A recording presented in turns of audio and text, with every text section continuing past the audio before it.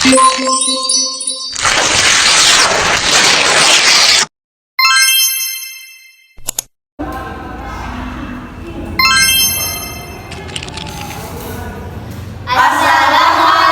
warahmatullahi wabarakatuh. Halo Subazan, kami dari kelompok 1 akan membahas tentang Undang-Undang Dasar Negara Republik Indonesia tahun 1945. Sebelum kita memulai membahas, kita akan memperkenalkan diri kita masing-masing terlebih dahulu. Perkenalkan, nama saya Muhammad Fajar Arifianto. Perkenalkan, nama saya Nuholifah Singomas Denwo.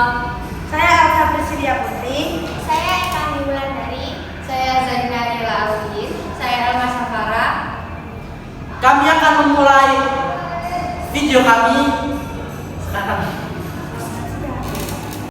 A. Pengenalan konstitusi dalam kehidupan sehari-hari. 1. Hakikat konstitusi. Konstitusi adalah seperangkat aturan dasar dan berbagai ketentuan untuk mengatur fungsi struktur lembaga pemerintah, termasuk dasar hubungan kerja sama antara negara dan rakyat dalam kehidupan berbangsa dan bernegara. Pengertian konstitusi menurut para ahli. Pertama, menurut Miriam Budiarjo, konstitusi adalah suatu piagam yang menyatakan cita-cita bangsa dan merupakan dasar organisasi kenegaraan suatu bangsa. Kedua, Herman Heller, konstitusi mempunyai arti luas daripada undang-undang dasar. Konstitusi tidak hanya bersifat yuridis, tetapi juga bersifat sosiologis dan politis. Yang ketiga, yaitu menurut K.C. Wihar, konstitusi adalah keseluruhan sistem ketatanegaraan suatu negara yang berupa kumpulan peraturan yang membentuk, mengatur, atau memerintah dalam pemerintahan suatu negara. Konstitusi dibedakan menjadi dua macam, yaitu konstitusi tertulis dan konstitusi tidak tertulis. Konstitusi tidak tertulis adalah ketentuan yang mengatur tata negara tetapi tidak dalam wujud naskah, melainkan berwujud konvensi atau pemufakatan. Selanjutnya, konstitusi tertulis. Konstitusi tertulis adalah aturan-aturan pokok dasar negara, tata negara, dan pembangunan negara.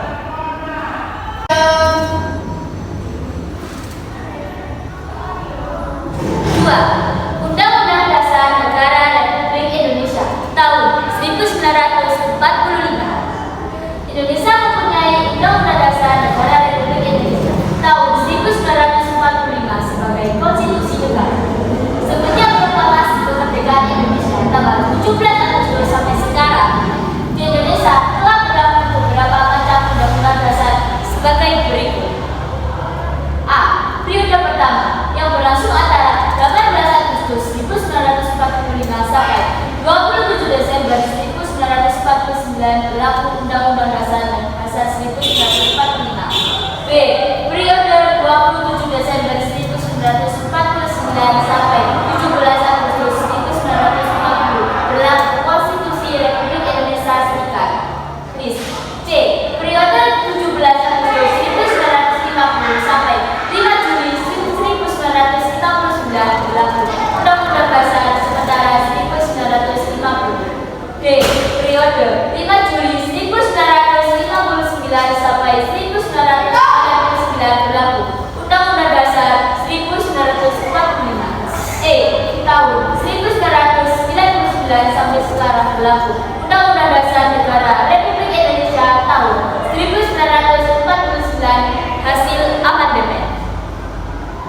Pasal-pasal yang disepakati oleh semua fraksi di MPR kemudian dilanjutkan dengan perubahan terhadap pasal-pasal yang sulit memperoleh kesepakatan. Perubahan dilakukan melalui mekanisme sidang MPR sebagai berikut. A. Sidang Umum MPR 1999 tanggal 14-21 Oktober 1999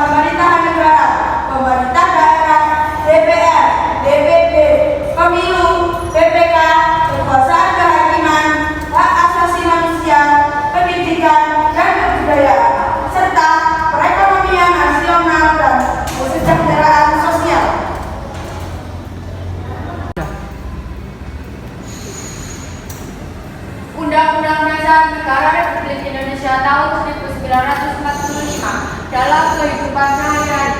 Undang-Undang Dasar Negara Republik Indonesia tahun 1945 terdiri atas 73 pasal, 170 ayat.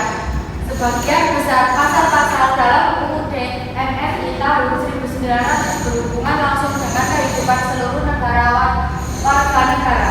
Contoh pasal-pasal UUD NRI tahun 1945 yang berhubungan langsung dengan kehidupan sehari-hari. Pasal 27 ayat 1 tentang kesamaan kedudukan dalam hukum dan pemerintahan. Ayat 2 tentang hak atas pekerjaan dan kehidupan yang layak. Ayat 3 tentang bela negara. Pasal 28 tentang kemerdekaan berserikat dan berkumpul. Pasal 28 A sampai C tentang pemenuhan HAM. Pasal 29 ayat 1 dan 2 tentang jaminan beragama. Pasal 30 ayat 1 sampai 5 tentang pertahanan dan keamanan negara. Pasal 31 ayat 1 sampai 5 tentang pendidikan. Pasal 31 ayat 1 sampai dan 2 tentang kebudayaan. Pasal 33 ayat 1 sampai 5 tentang perekonomian. Pasal 34 ayat 1 sampai 4 tentang kesejahteraan. B. Hak dan kewajiban sebagai warga negara.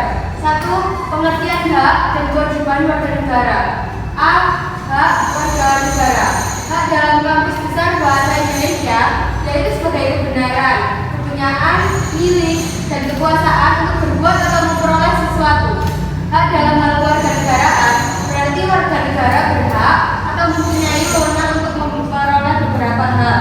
Misalnya, penghidupan yang layak, perlindungan hukum, jaminan keamanan, dan sebagainya. B. Kewajiban warga negara. Kamus Besar Bahasa Indonesia mengartikan kewajiban sebagai suatu yang harus dilaksanakan atau suatu keharusan. Kewajiban sebagai warga negara mempunyai pengaruh yang besar terhadap berjalannya suatu negara dengan baik. Contoh dari kewajiban warga negara yaitu membela kesatuan dan kerukunan antar sesama. Contoh hal dan kewajiban warga negara dalam kehidupan sehari-hari di lingkungan sekolah. Hak mendapatkan bimbingan dari pengajar. B. Mendapatkan perilaku yang sama dari pengajar. Kewajiban A. Menjaga nama baik sekolah. B. Mengikuti pembelajaran sekolah dengan tertib di masyarakat. H. A. Mendapatkan kedudukan. B. Menyampaikan pendapat. C. Menyampaikan pendapat. Kewajiban A. Menjaga kerukunan. B. Menjaga keamanan. C. Menjaga ketertiban. Warga negara. H. A. Mendapatkan fasilitas umum. B. Mendapatkan pelayanan dari orang lain dan pemerintah. Kewajiban A. Menaati peraturan serta perundang-undangan yang berlaku. B. Menaati norma yang berlaku di masyarakat. C. Menjaga ketertiban dan keamanan di lingkungan sekitar.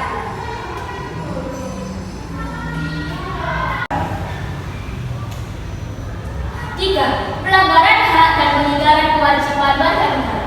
Pelanggaran hak warga negara adalah setiap perbuatan seseorang atau kelompok orang termasuk aparat negara baik sengaja maupun tidak sengaja atau kelainan yang secara hukum mengurangi, menghalangi, membatasi, dan mencabut hak asasi seseorang atau kelompok orang atau memberikan apa yang menjadi hak warga negara yang dijamin oleh undang-undang dan tidak gunakan atau dikhawatirkan tidak akan memperoleh penjelasan hukum yang adil dan benar berdasarkan mekanisme hukum yang berlaku. Contoh pelanggaran terhadap hak warga negara bisa dilihat dari kondisi negara Indonesia saat ini. A. Saat ini tingkat kemiskinan dan angka pengurangan di negara kita masih cukup tinggi.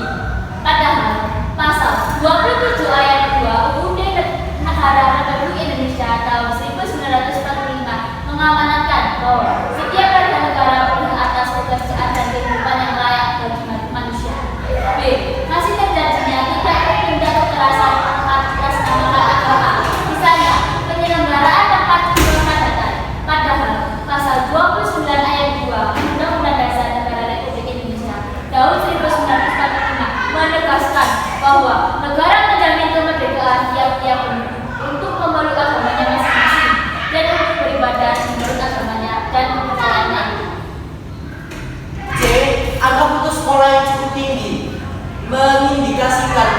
pelaksananya secara sepenuhnya amanat pasal 31 ayat 1 DNRI tahun 1945 yang menyatakan bahwa tiap warga negara berhak mendapatkan pendidikan.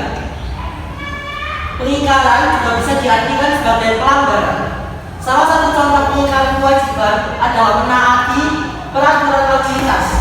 Setiap warga negara mempunyai kewajiban menaati peraturan lalu lintas, baik sebagai pejalan kaki, pengendara motor, dan pengguna jalan lainnya. Selain melanggar undang-undang, lalu lintas juga melanggar kewajiban untuk menghormati hak orang lain. Baik, sekian presentasi kami.